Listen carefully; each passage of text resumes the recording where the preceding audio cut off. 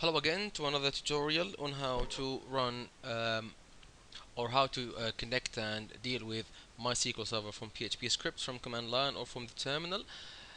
In this tutorial, we are going to learn how we can create and drop tables. In the last tutorial, if you remember, in the last tutorial, we learned how we can actually create and drop a database, and we mentioned that before we start using a database, we need to select it first. So after we connect to our server, we make sure the database is there. If it's not there, we create it, and then we need to select it. And we mentioned that whenever we want to do something like this, we need to connect with a user who has the right permission or the right privileges to actually do that. So what I'm going to do here again is to use my root user or super admin user. Put my correct password. Of course, this is not my correct password, but this is not recommended. I'm only doing it for demonstration purposes. Please create a user that has or that should have these privileges, but avoid using your root user. I'll show you how to create a user in the coming videos. But now, let's. I remember last time what we did. We created a database and then we dropped it, i.e., we deleted it. So I'll try to create it again, and then connect to it, and then show you how you can create and drop a table. Now, let me just hide this and put my correct root password, save, and then run this script, which is to create da da da da, and it's telling me database has been created successfully. So what I'm going to do now, here I'm going to connect to my table, to my database again, to connect to my SQL server again, I'm sorry, and then select that database. Remember, we said before that you need to select the database before you actually start using it. So we need to select it first. Let me say that. And then the way to create a table is just you use the normal SQL or SQL statement, create table, and then you provide sort of the information of your table, i.e., you give your table name, and then you open parentheses, and then inside that you provide your column name. So for example, student ID, and then the column type, what do you want the data to be in there, like integer, floating value, or real number, string, whatever that is. And then not null means it shouldn't be null. If you try to put null, then it will cause an error. And then auto increment, well, what that means is really you don't even have to add that data. MySQL will automatically add that. And then student f name for first name, varchar, that's for a string, for a variable length string, the maximum number of characters 30, not null again, so it doesn't accept null. Student L name for last name, let's make it 30, similar to first name, not null. And then student DOB is date of birth, which is date, and then just to set a primary key, the student ID. Something I didn't mention before, using this dot here between strings is just for concatenation. So what I could have done is I could have said something like this, yeah, so remove all these, and this will be one whole string, but just it's better when we display it to actually use the concatenation. So that dot or that period between strings is just to concatenate them together. So this whole string starting there and ending there is actually one string. It's just these parts are linked up or concatenated using the dots. Now that's the query we want to use. We prepared it in a string variable, of course. As we mentioned before, that's how you declare a variable in PHP using the dollar mark.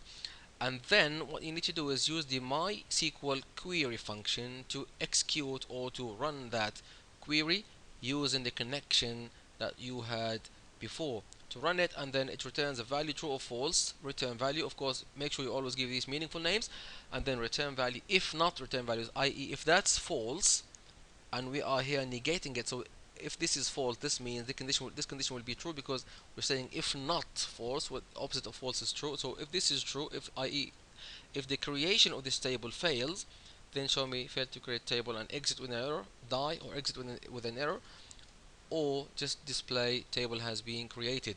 Remember, when you connect, make sure you have, or the username you connect with has the right privileges. Let me hide this again and put my correct root password, save that. I believe I've not made this executable. Yes, so we need just to change permission so it becomes executable. Change mode plus X. I'm using Linux, by the way.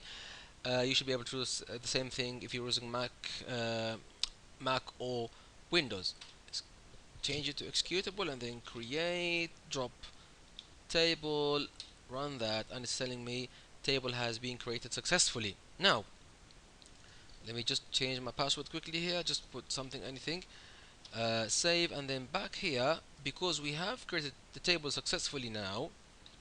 Oh, something I did mention maybe is that before you actually create a table, you must select a database. Yeah, remember this. I'm sorry, I forgot to mention this. You must select a database to tell MySQL Server what, or on what database you want to perform any sort of actions or any processes or any operations. So you must select database first, and then basically the idea is we want to create a table inside the database, so we must select database first, open it, IE, um, and then create the table in there. Now, to drop or to remove a table, let me just comment this out. Remember the double slash to comment out anything, and then open one, uncomment this, which says drop table my table. That's how easy it is to drop a table. You just prepare a SQL statement, drop table. Remember these words are keywords. That's why they are in capital case, just to distinguish them between distinguish them from other other words that we use, or other statements, or other names that we use in our queries. Now, to drop the table, drop table my table in that variable SQL, and then again use the MySQL query to execute that, and it will drop our table. So let's say failed to delete table, and here table has been successfully deleted. Save that. I'm going to connect using the wrong password, so it will actually complain, as you can see here, access denied. Again, let me just hide this, put my correct password quickly. Da da da. I know you don't like this, but this is only for demonstration purposes. I've changed my password and I've saved it. Now I can see that table has been successfully deleted. What I'm going to do now is I'm going to recreate the table, because we are going to need it for our next tutorial. So let me just undo all these comments,